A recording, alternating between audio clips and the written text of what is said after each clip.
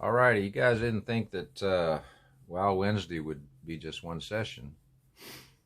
Wheels of Wealth, I think that's a good name. So I'll stick with that for a while. The secrets to a successful hot rod business, including custom car shops, coach builders, etc., etc., etc. Hey, let's try this. Yeah, and myself officially, I never had a official hot rod and custom shop. I had when I was down in Houston, I had a place where we louvered hoods and lowered cars back in the 80s. Things are quite different now, but I have striped and done business with hundreds and hundreds of custom shops. I'm going to call them custom shops. That's pretty much the lingo nowadays. You label your place a custom shop. Everything is blank customs, or someone's name customs, and there's a lot of issues at stake. A lot of things go on behind the scenes that the customers don't see, and that I did see. A lot of personal issues with the business, and there are several factors. There are many factors, in fact, that can put a shop out of business. And there are a lot of factors that can keep you in business, keep you successful. Now, I am speaking from my own experience. Writing this book, well, it was called How to Start a Hot Rod and Custom Shop, and one that I've been working on about marketing your business, which marketing covers everything from the minute you decide to open the business, get a loan, design your business cards, and get your first customer. Everything involves marketing. Without marketing, your shop will not be successful. I mean, there are a few examples of a few people opening up a business. They already had customers. So what does it take to keep your shop successful once you're open? Well, let me give you one example. 4 or 5 years ago, I had a shop that I dealt with, and he did pretty good work. He wanted to increase his revenues. And I said, in this business, the only way you can do that is increase the value of your reputation, your value to your customers. Because yes, they want you to build them a car, but you have to have value in their eyes in order for them to pay you more money. So he said, how do I do that? And I said, well, you have to, increase the value of your work. In other words, if you're building a 55 Chevy and your work is mediocre, it looks okay, it might win an award or two, but people aren't lined up calling you, wanting you to build them a car, then there's no way you can raise your prices. So he said, how do I do that? I said, well, do better work. Focus more on your work instead of griping about every little thing. Because this guy, I liked him. He was a good guy, and he tried hard, but he got too many things going. He started getting into collision work and mechanic work. And I said, look, are you a body shop? Are you a mechanic shop? Are you a custom shop? He goes, well, I want to be a custom shop, but I have to pay the bills. I said, well, you can be a custom shop. I said, I'm not going to make excuses because I did the same thing. I mean, I painted signs first and started pinstriping, and I got involved in all kind of ventures, but I didn't have someone there explaining to me the facts about linear thinking when it comes to a business. You start out with one thing, and you focus on that until it starts making you money. Then you can venture off into other areas. So he was doing everything. I mean, the guy... I sent him some work too, but so about 6 or 8 months later, he calls me up and he says, hey, I want you to come over here and look at this car we're doing and see what you think. So I went over there, and I think it was a 55 Chevy, and it looked good. But it was like mixing and matching. It looked like something you would see on Halloween, where, I mean, instead of a Superman outfit, it was just something that was all jumbled together. He had an engine compartment, wasn't detailed. There were wires everywhere. He had wheels on it, but they just look like something you'd see down at the cruise night, you know, some shade tree job. I mean, they were okay. But when he told me how much he charged for it, I said, well, that's appropriate because your car has no theme. Yeah, it's 55 Chevy, but I see this and I see that and I see that. I said that there's no way you can raise your prices. You can't impress another customer who looks at this car and justify $75,000. So I just left it at that. And I gave him the benefit of the doubt. A couple months later, I sent him a job, a paint job, and he didn't charge enough. So what happens when you don't charge enough, you get about a third of the way in, halfway in. You're like, man, I'm just not making enough money on this thing. Let's just hurry up and get it done. And that's what happened. So about 6 months ago, I had a friend who I've known him since he was about 16. This was back in the late 70s, early 80s. And the guy was a fantastic painter. So he sold his businesses about 4 or 5 years ago, and I always wanted to open up a custom shop. And I'm not going to say any names. If I said some names of some of these people, you would recognize their shops. This one here I'm talking about, he's pretty well known. But he called me, actually called me, and it was a private number. I'm like, who in the crap is this? Maybe it's president. So I said, hey man, how you doing? So he said, man, my business is doing good, but I just need to, I don't know if I'm going too fast or I need to slow down. So I didn't go because it was the beginning of this this thing going on. And I said, well, look, I said, just FaceTime me and we'll talk. So he FaceTimed me and we talked, and we're all getting gray hair and we're getting older. We reminisced about the past. My years as pinstriper, here's yours in the collision industry. And I said, what's going on? He goes, man, I have too many cars. He said, I got like 28 cars in the shop. And I said, what about your employees? He said, they're good. He said, I have good employees. He said, it's difficult keeping a painter. I said, well, they're artists, they're fickle. And it's hard to keep people that are fickle and, working. I mean, they're good at what they do, but, they're artists. And I said, well, here's the first thing you need to do. You need to get rid of some of those cars. And I said, what you can do, I said, you heard of joint venturing, collaboration? I said, I'll do it if you want me to. Call some shops who are not busy, who are willing to take on some of those jobs. And I said, we just get a little percentage of whatever they do. And he said, you can do that? I said, I can do that. I said, I've actually done that. I said, I've had some shops call me, look, I can't take this job. I thought I could do it. And I sent it over somewhere else. And I said, I got paid for that. It wasn't much, but it was something. And so that's what we did. We took 10 cars out and gave them to other shops. So he had 2 cars that were just about finished. And these were going to be SEMA cars. Unfortunately, that didn't happen. So I said, well, what about your revenues? How do they look? He said, they look real good. He said, we can pay ourselves a dividend at the end of the year. And he said, but still, man, he said, I want to get up there. I want that Riddler award. And I said, well, so does everyone else. And I said, man, you know what? I said, if you want a Riddler award, you have to focus on 1 car or maybe 2. And I said, that 1 car, you have to be so focused that no matter what comes in, no matter who comes to your shop with that 6-figure, that mid to high 6-figure check, you have to focus on this Riddler car. I said, because if you do a Riddler car and you get in the top 8, just the top 8, I said, there will be people waiting in line to do business with you, and it's more than 6 figures.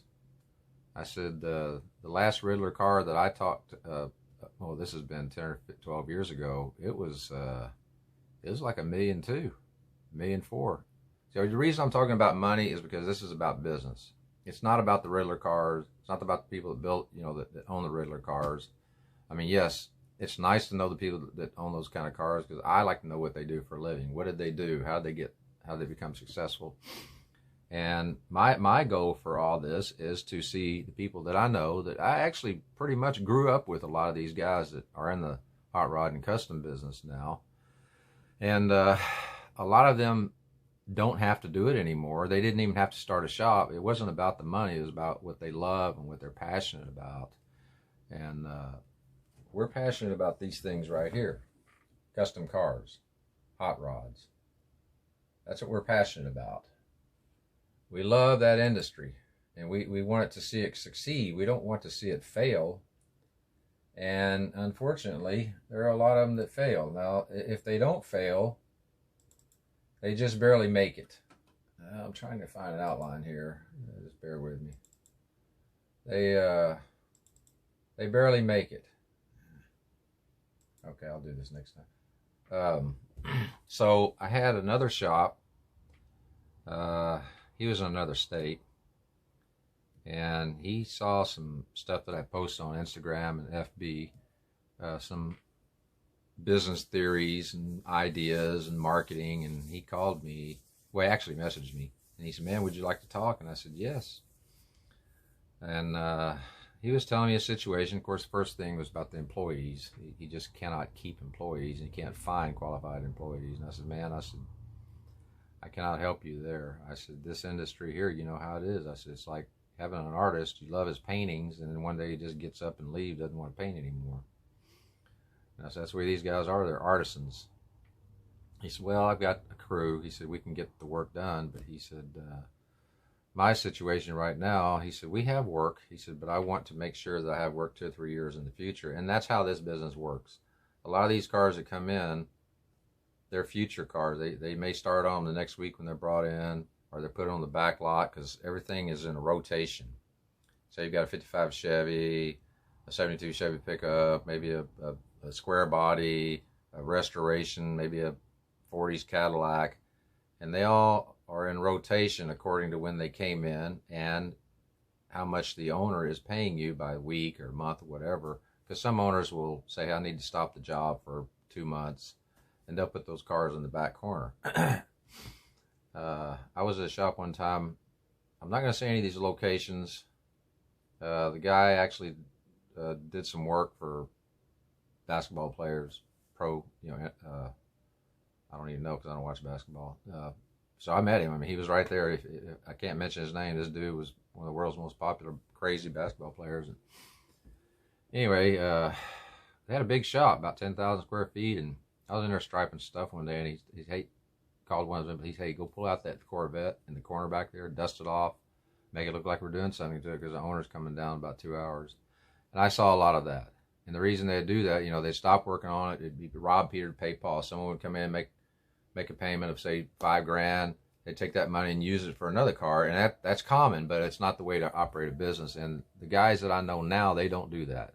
They have the funds, they have the capital to keep their businesses running without borrowing from a previous car that they got an advance on. So this one customer calls me from out of state, and we get to talking, and his main issue was marketing his business. What can he do to make sure that he has work 2 or 3 years down the road? And I said, "Well, what is your marketing plan right now?" He said, "Well, we got a website, man." I said, "Well, that's really not marketing." I said, "Because anybody can set up a website." I said, "I set up my own website 20 years ago, and I said, it really didn't go anywhere until I went out there and proactively marketed it. I put it on various sites. I had it in, I wouldn't really push it. I just signed my name, Mikey'sPinstriping.com, and people, my first job was an airplane, and it paid me enough. I think I paid for the website for 10 years. I said, "Well, that's fine." I said, "What about your social?" "Well, I'm on FB, I'm on Insta, and Link and all that stuff." And I said, "What are you doing with it?" He said, "Not really doing anything." He said, "It just sits there." He said, "Every now and then I'll post a picture of something we've done on social." And I said, "Well, you have to get out there." And I said, it's like those guys that stand around with the signs outside the restaurants, what have you, and they're spinning them around, they're doing this. I said, they attract attention. I said, or they could just stand out there with the sign, and people will notice it, but it won't grab their attention. And that's the reason for all the acrobats, the flipping and the throwing and blah, blah, blah. And I said, I didn't have to buy a vehicle and letter it all up with my company name and put flames on it and lower it and put, do my thing. I said, but I did it because that was part of my marketing strategy to get more business. And I said, in the hot rod industry, it is competitive. But once you build a name for yourself, you don't really have any competitors. Because if I hired you to build me a car, and say I paid you 150 grand to build that car, I said, I want it to be worth 150 grand. And I love what you do, and it looks right, it runs right, it is right. I don't have to worry about it. I'm going to tell someone else, or I'm going to have you build me another car. I don't need to go looking for someone else. I don't need to price shop. And that's another thing. When you're out here and you're not marketing, I mean, marketing to some people as well, it's not a necessity because I already have business. Well, I already had business too, and then guess what happened? I lost all my business. Well, it was health reasons. But I still marketed my business. And when I quit striping in really about 16 into 17, so it's been about 4 years ago, I was still out there marketing, hustling. You know, I would call people I haven't heard from in 2 or 3 weeks, like a body shop or some old customer, and people that I had done work for on a regular basis. And I'd say, hey, you know, how's everything going? How's the wife? How's the kids? What do you feel like? Are you constipated? You know, we'd just play, you know. And hey, wait a minute, man, I have a brand new truck. I thought about you about a month or so ago. I have a brand new truck I need to get done because I stayed on the hustle. I got up in the mornings. Sometimes I didn't do it, but most of the time I was out there marketing myself, marketing my business. That's what you have to do. You have to stay proactive. If you're going to sit on your butt and think people are just going to keep coming to you, I mean, they may, or you want new business and see the way things are going now, there are going to be new ways of doing business. Yes, there are a lot of people in the custom car industry and hot rod shop. They're still doing business the old way, but, you know, 5-10 years down the road, that's probably not going to work. You're going to have to market your business from a different direction. And, of course, like I mentioned the other night, with the EVs coming up, I just read an article where some well-known people, they took a 63 Vet and made an electric out of it. I thought it was pretty neat. I mean, you know, the negative comments on there, I'll never do that, you run a good car, blah, blah, blah. I mean, it just goes on and on and on. But I don't like change either, but you have to change. And if you don't change, what happens is, here's how it works. I remember one time I was watching this show, and the guy goes, what was that show called? I'll think about it in a minute. He drove a black Vet around. This is probably 25 years ago, and he was like a secret agent or a private detective or something. Investigator, I think is what he was. And I remember he said, people don't really change. It's things that change, and things change people. Because most of us, when we get up in the morning, where you work a job, you're retired, you're just piddling around, you're an artist, you're a construction worker. If you like what you're doing, you really don't want to change. But with these vehicles, this new technology and all this things that, you know, are going to change, like the electric motor in the Vet, Tim's 33 Vicky with I think it's Tesla. I think I said it was Tesla. That's going to happen. And in order to meet, hopefully, big demand for people saying, hey, you know, I'd like to put an electric motor in my 64 Nova. Well, there you go. I mean, you may not like doing it, but it's income. It's a customer. I didn't stripe. There are a lot of things that I striped that I did not want to stripe, but I did it anyway. Because I made that person happy. It's not my car. You make that person happy. That's marketing. Marketing isn't going here and doing an ad and saying, hey, IBC Hot Rod Shop, blah, blah, and you put flyers out there at the local whatever, or go to a car show. That is marketing, but you have to be really active. You can't just do it once or twice and that's it. So what happened with the customer, the guy that called from out of state, I told him, he said, well, how much do you charge for this? I said, well, I have a fee. You know, I have a monthly fee. I said, you know, if you want to, I'm not really selling this, but I'm just telling you how it works, because I have had people approach me in the last couple of weeks since I started posting videos and getting a little more aggressive on the advisory stuff. I've had 5 people message me. And, you know, before I go any further, hot rod shops, customizer, they're a different group. It's like when I wrote my books, people were interested in it. But for the most part, I don't know if these guys read or what, but a lot of them wanted me just to quote things out of there. Hey, give me some advice on that. And everybody wanted me to do it pro bono. One of my body shop, I know I drift off here, but just bear with me. One of my body shop friends, I've known him since my Houston days, back 30 years ago. And we were talking last week. I haven't heard from him in about 6 months. And he said, I don't want to sell my business, you know. He said, I've got 2 shops. And he's pulling in, he's got a crew of about 15 at one shop and a crew of like 5 at the other shop. The one main shop is full-on collision. He just did $1 million renovation. And I said, well, what are you going to pull down at that one shop with 15 employees? He said, about 2.9 this year. And I said, what about the other one? He said, well, it's going to be about $1 million. So that's almost $4 million in revenue. And I know his property's not paid for. I don't know about the building. I think he paid for the building over a year. And he said he wants to sell his body shops. I said, well, what are you asking me for? He goes, well, I know you used to do that. And I said, well, first of all, I said, it's $25,000 retainer. That's because last time I sold a business, I said I didn't get no retainer. And I said I didn't get anything after the business was sold, even though we had a contract. I got a little bit. And he said, well, what are you doing? And I said, well, I'm advising. I said, I don't know it all. And I said, if I don't know what the question is, I'll tell them, look, I don't really know the answer to that, but let me do some research. And I have to brag, I am a good researcher. And I have learned one thing. The average person will not research. I'll look at some of these posts on FB and Instagram, and people will talk about this vehicle. One says this about it, another says this about it. Like yesterday, there was a Nash on there. I don't know if you guys remember the folding bed in back that started in 1937. They were going back and forth. Well, what is that? Studebaker? Blah, blah. All you got to do is type it in. Car with the folding bed in it. It'll give you the exact answer. And I was so surprised, 25 or 30 people.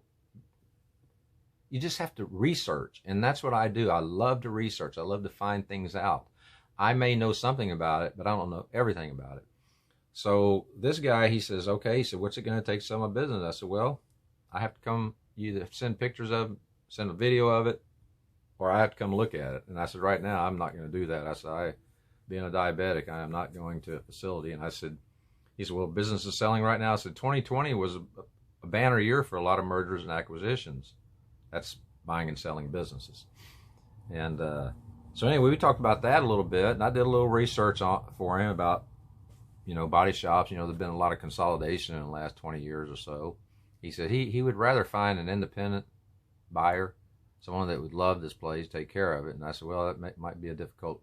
So I went online for about an hour, looked, and I found some people that are interested in buying business, body shops, and a couple of guys were from Dallas. They were together, and he said, well, we got a couple up here, and we're looking for something down south. So that's what I did. That's marketing. That's my marketing along with his marketing. So the fellow that called out of state with the hot rod shop, I asked him, I said, what are your revenues? He said, well, we're going to do about $1.5 million this year. And I said, that's pretty good. And I said, what are your profit margins? He said,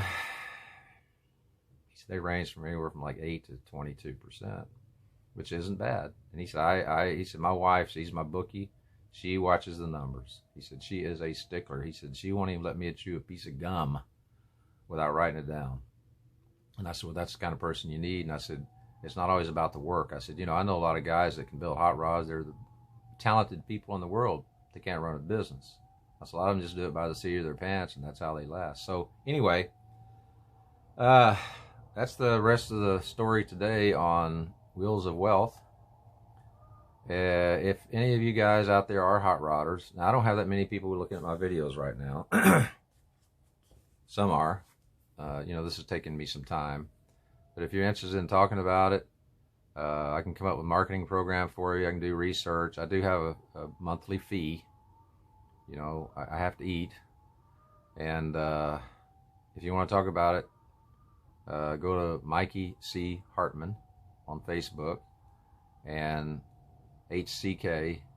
Let's see, on Insta, it's Hartman. It's HCK. You know, Hartman Custom. What did I put on there? I don't remember. Okay, Hartman Custom Company. I know that. HCK, you know, company with a K. Yeah, Hartman Custom Company, because I changed it here a couple weeks back. Or you can just, like I say, go to FB and message me. Or you can message me, I think, from the YouTube thing.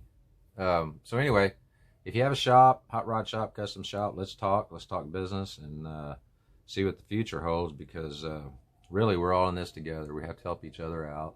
You know, if I wanted you to do something to me, I'm sure you're going to charge me. And if you want me to do something, I have to charge you. And I have a flat fee, and it's based on a year retainer. So if you want to do that, let me know. Otherwise, I hope my little bit of advice today helps you grow your business. And the room.